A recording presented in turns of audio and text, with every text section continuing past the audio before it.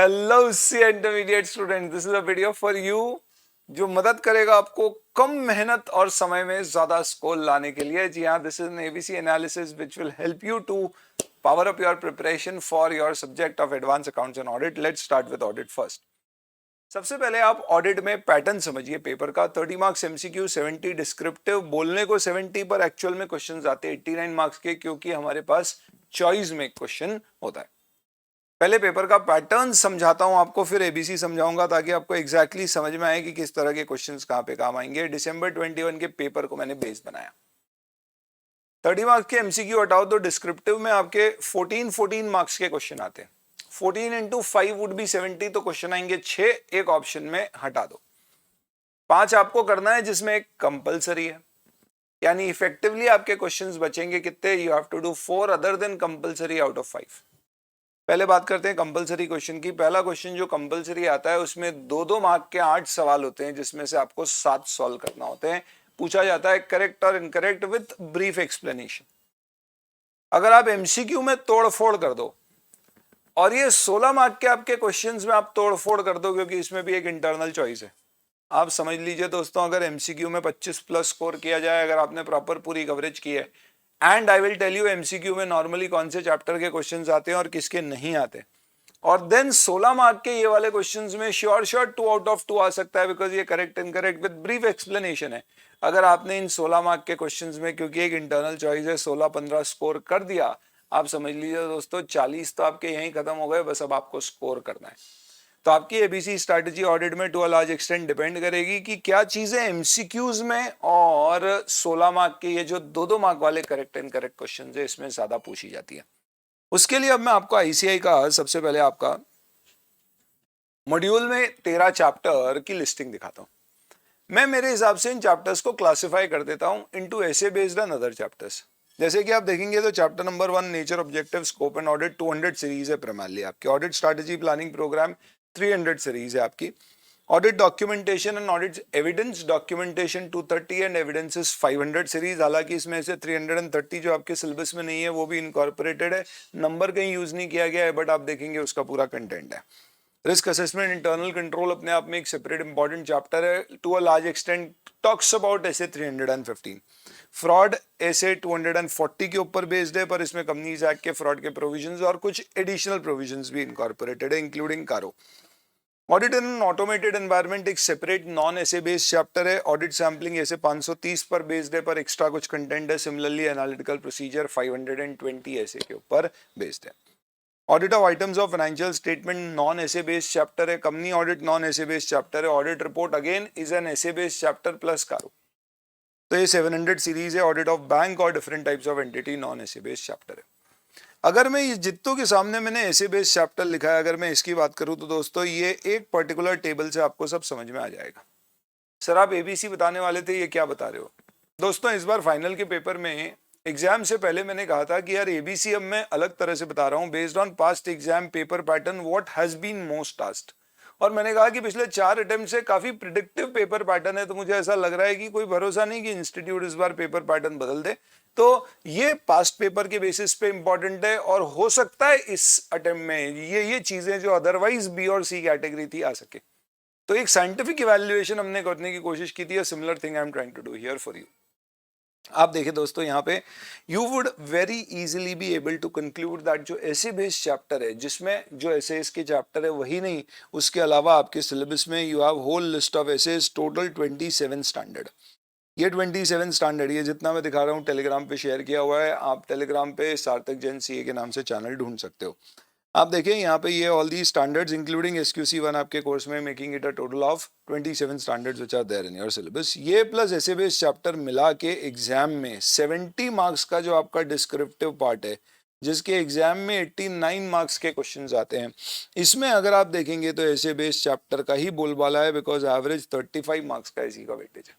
89 में से 35 ये ले गए। मोर देन दैट जो करेक्ट इनकरेक्ट वाले क्वेश्चन है, उसमें टोटल आपको 8 क्वेश्चन आते हैं, 7 अटेम्प्ट करना होता है, एक क्वेश्चन 2 मार्क का होता है, टोटल 14 मार्क्स। 6 क्वेश्चन औसत ऐसे बेस्ड चैप्टर के आते हैं, यानी इसके अलावा सिर्फ 2 ही क्वेश्चन आते हैं, और वो 2 क्वेश्चन कंपनी ऑडिट से प्राइमरली एक क्वेश्चन आपको मिलेगा ही मिलेगा एवरेज, और बाकी एक बचे हुए चैप्टर से मिलेगा। एमसीक्यू का पैटर्न भी कुछ इस तरह का ही रहता है। इसका मतलब अगर आपने ऐसे बेस्ड चैप्टर और कंपनी ऑडिट बहुत अच्छे से कर लिया तो इन ऑल प्रोबेबिलिटीज आपके ओवरऑल आप देखें तो आपका एमसीक्यू और करेक्ट इनकरेक्ट वाले क्वेश्चंस का प्रिपरेशन बहुत अच्छा हो जाएगा। इसके अलावा सिर्फ एक audit of items of financial statements आप और तैयार कर लो, इससे बेस्ड एमसीक्यूज पूछे जाते हैं। तो आप यूँ समझ लीजिए कि ये दो चैप्टर, इनफैक्ट ये आपका डिस्क्रिप्टिव और एमसीक्यू वाला पोर्शन, सॉरी करेक्ट और इनकरेक्ट और एमसीक्यू वाला पोर्शन मुट्ठी में हो गया। बचते हैं बचे हुए डिस्क्रिप्टिव क्वेश्चंस। बचे हुए डिस्क्रिप्टिव आते हैं 3 से 4 मार्क के। अगर आप देखोगे तो आईसीआई के पेपर पैटर्न में फर्स्ट क्वेश्चन अलग हो गया करेक्ट इनकरेक्ट वाला, बाकी सारे में आपको 4 पार्ट में क्वेश्चन पूछा जाता है। तो you always will have 4 questions in one particular question, which means अगर टोटल 14 मार्क्स का इसका वेटेज है तो इट विल बिकम मोस्टली 4-4-3-3। इस लॉजिक से अगर आप देखोगे तो हो सकता है ये 4 मार्क, ये 4 मार्क, ये 3 मार्क, ये 3 मार्क, ये 4 मार्क, ये 3 मार्क, ये 4 मार्क, ये 3 मार्क ऐसे आए, पर आपको क्वेश्चंस मैक्सिमम 4 मार्क के ही आते हैं।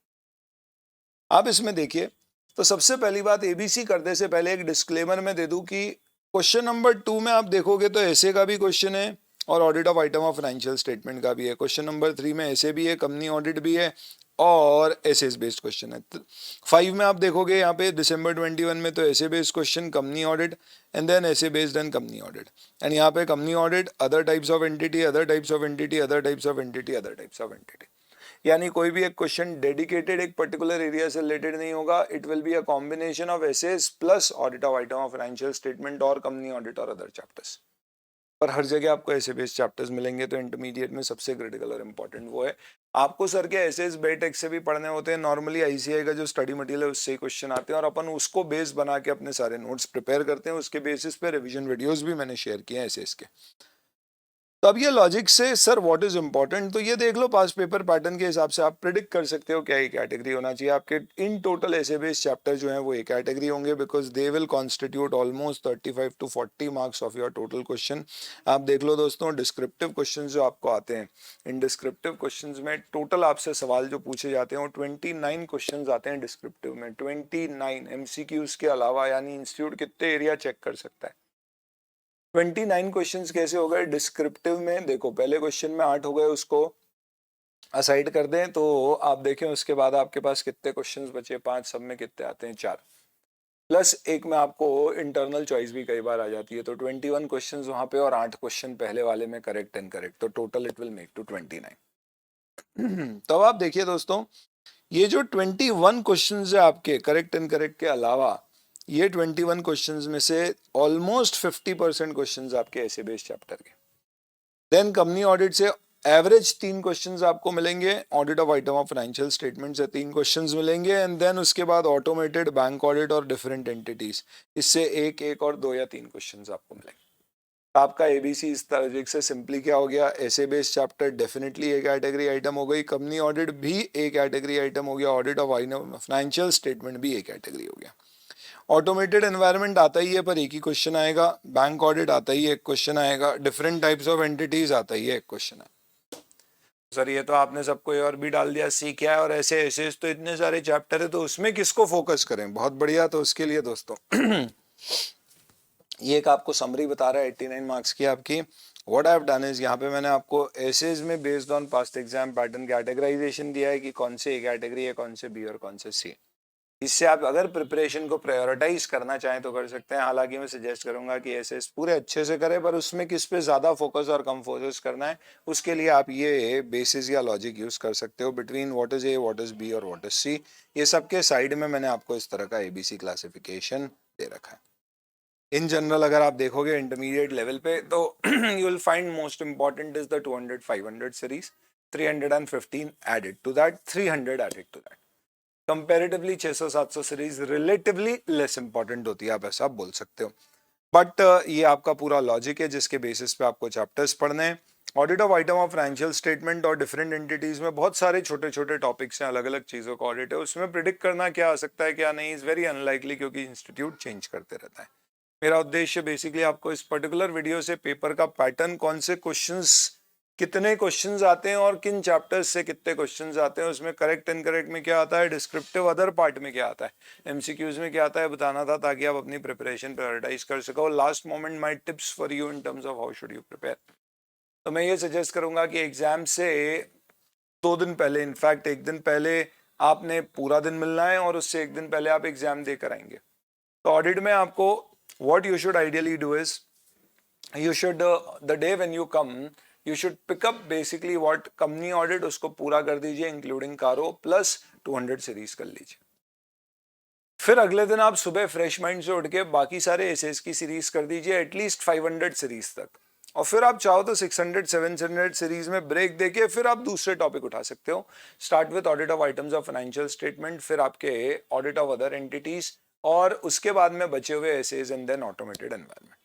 ये पूरी बहुत सारी थ्योरी होगी, तो एग्जाम से पहले वाले दिन में आप ये सारे चैप्टर्स रिवाइज कर सकते हो। आपको लगता है कि ये बहुत ही ज्यादा डिमांडिंग प्लान है तो एक आध चैप्टर आप जैसे कि बैंक ऑडिट या ऑटोमेटेड एनवायरनमेंट लास्ट डे जिस दिन एग्जाम है उस दिन सुबह रिवाइज करने के लिए रख सकते हैं और एक बार पूरा रिविजन दोबारा कर सकते हैं, या इंपॉर्टेंट या थ्योरेटिकल एस्पेक्ट्स एग्जाम से 2-4 घंटे पहले आंखों से वापस निकाल सकते हैं।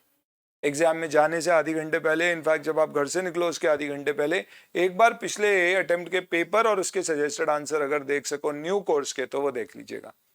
लैंग्वेज पढ़ते हैं आंसर की तो वैसी हो जाती है, शायरी पढ़ते हैं तो कुछ शायर बन जाते हैं, वैसे ही है, उस तरह से आंसर फ्रेम होना शुरू हो जाएगा। एग्जाम में मेरी टिप है शुरू में 15 मिनट में कोई भी क्वेश्चन पढ़ो और आपको लगे ये नहीं आए तो ये मत सोचना हो ये नहीं आया, इनफैक्ट ये सोचना अरे एक ही तो नहीं आया, 2 ही तो नहीं आया, बाकी सब आते हैं। कॉन्फिडेंटली बाकी करोगे तो वो भी याद आ जाएगा। प्रॉब्लम हम लोगों के साथ ये होती है जो बहुत ज़्यादा पर्टिकुलर हो जाते हैं पढ़ाई के बारे में, वो एक भी चीज़ अगर नहीं आती है तो उस पर ज़्यादा एम्फेसाइज करने लग जाते हैं, इतनी सारी चीज़ें जो पढ़ के हैं उस पर नहीं।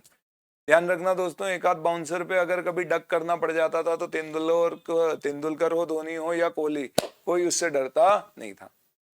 एक डक किया कोई दिक्कत नहीं, अगले में चौके छक्के लगा देंगे। सेम लॉजिक आपको एग्जाम में रखना पड़ेगा। You will have to identify the questions which you know the best and then you will have to start with that. I strongly suggest कि शुरू में वो 16 मार्क वाले क्वेश्चंस एमसीक्यूज बीच में कहीं करें और डिस्क्रिप्टिव क्वेश्चन में वो क्वेश्चन जिसको आपको शॉर्ट हो शुरू में करें और जिसमें कम श्योरिटी आखिरी में करें। कम से कम 5 मिनट आखिरी में बचाएं पूरे पेपर को एक बार रिव्यू करने के लिए, और उस 5 मिनट में जब रिव्यू करोगे गारंटी है 2 से 5 मार्क की तो गलतियां कहीं आप कर रहे होगे, आधा छोड़ दिया, आंसर कंक्लूड नहीं किया, क्रॉस लाइन नहीं मारी, ऐसी चीजें मिलेंगी, उससे आप सुधार करके अपने मार्क्स बढ़ा सकते हो। अल्टीमेटली एग्जामिनेशन हॉल में you should have just one purpose, how to increase my marks. This is your ABC and some exam tips for audit. Advance के लिए I'll share a separate video like this. Thank you and wish you all the very best.